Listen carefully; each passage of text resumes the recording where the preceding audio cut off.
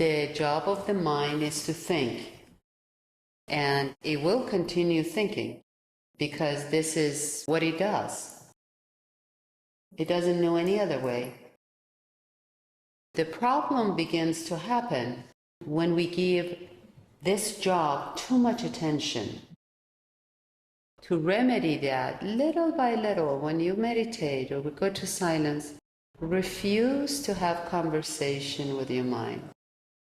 In other words, if you watch yourself having some sort of communication going on, shift your attention lower to the heart and just stay in that light or silence or become aware of the lotus. Little by little, as you're walking, the thoughts come, but you stay. The thoughts come, but you're not interested. It just needs practice. But it's very doable. In fact, it is what must be done.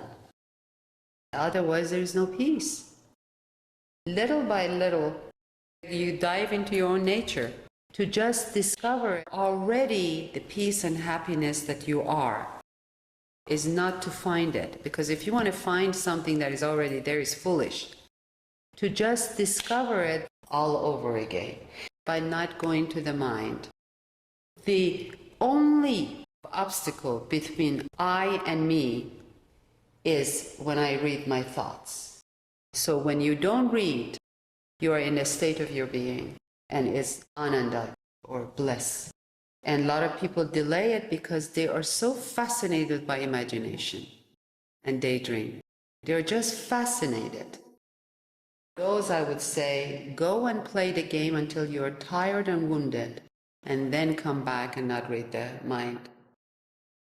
When you allow your mind to imagine all these beautiful things that makes you happy, remember you're going to allow it the next minute to bring things that makes you unhappy.